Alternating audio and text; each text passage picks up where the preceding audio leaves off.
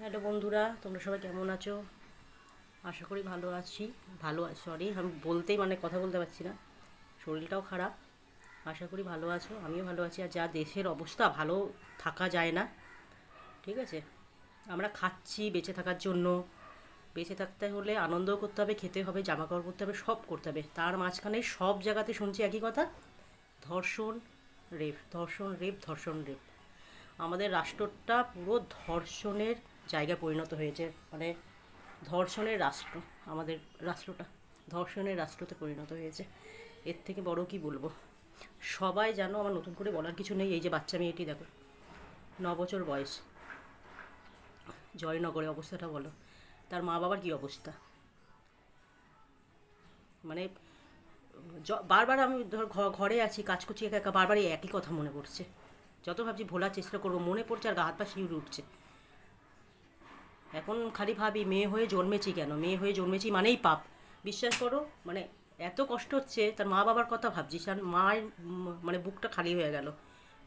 মানে একটা মা বাচ্চা যে করো, যদি রোগে মরে, কোনো বাচ্চা রোগে মরে, তাও মনটাকে বুঝতে দেওয়া যায় যে রোগে মরেছে।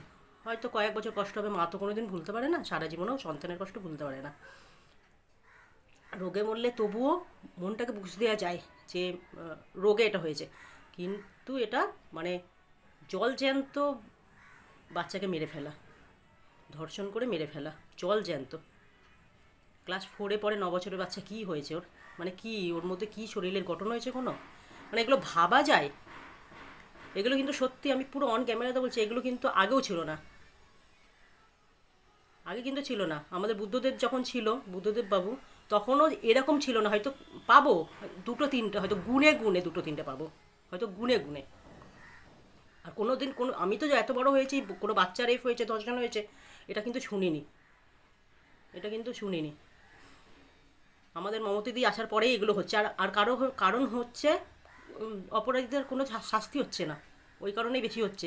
পুরো ওপেন শ্যুট করে দাও, যারা অপরাধী প্রমাণ যদি হয়, ওপেন শ্যুট করো, দেখবে লোকের মনে ভয় থাকবে। যে জিনিসটা করেছে, তার বাড়িতে মা বোন নেই বা কোনো বাচ্চা নেই, তার কি মনে একটু বিবেক, মানে এত লালস একটা বাচ্চাকে দেখে কখনো, কি বলবো, শরীরে কখনো জ্বালা ওঠে? যতবার ভাবছি ততবার আমার গা শিউরে উঠছে। কদিন পরে হয়তো আমিও ধর্ষণ, ছোটো বাচ্চা রেহাই পাচ্ছে না, বুড়িগুলো রেহাই পাচ্ছে না। কদিন পরে দেখবে যে আমাকে ধর্ষণ করে মেরে দিয়েছে।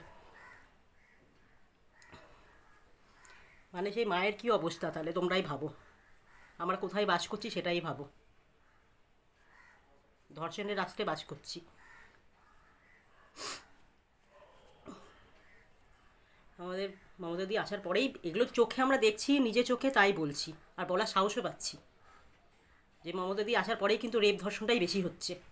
যত এমনি মেয়ে মানুষ অনেক ভালো ভালো কাজ করেছে, সেটা আমি মানছি, কিন্তু ভালো উপকার আমাদের কোনো কিছু হয়নি।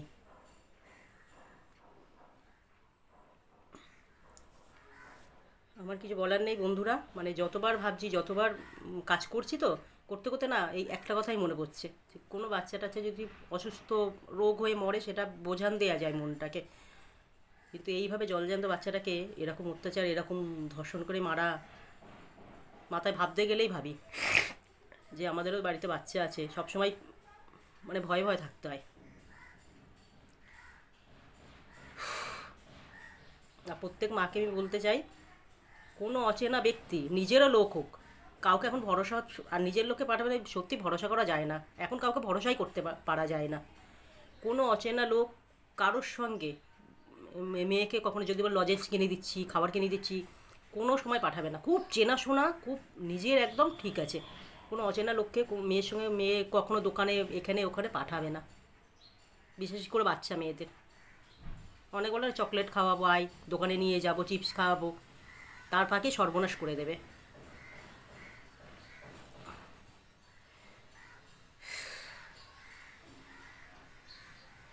এই আমাদের হয়ে গেল তিলোত্তমাদির, এই যে এখনও কোনো কিছু হলো না, তার মধ্যে এই কেস।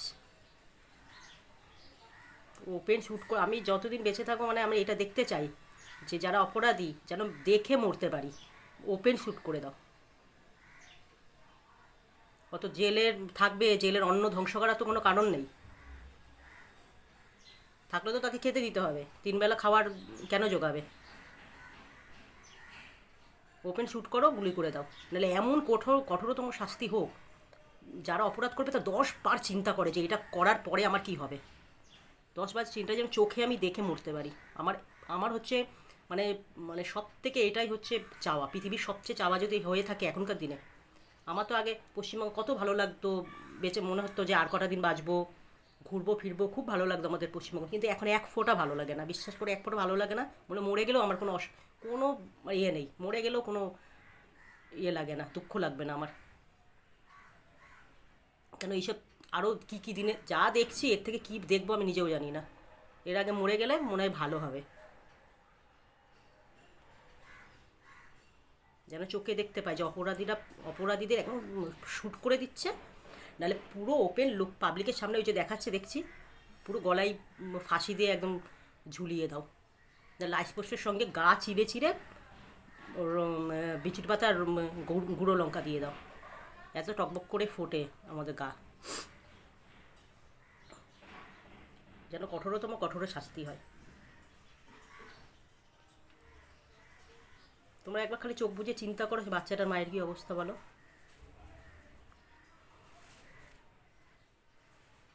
ঠিক আছে বন্ধুরা, তোমরা সবাই ভালো থাকো, সুস্থ থাকো, আর বাচ্চাদের সবাই সাবধানে সাবধানে রাখো। যা পরিস্থিতি দিনকাল সত্যি বেরিয়েছে, বাচ্চাদের খুব সাবধানে রাখো।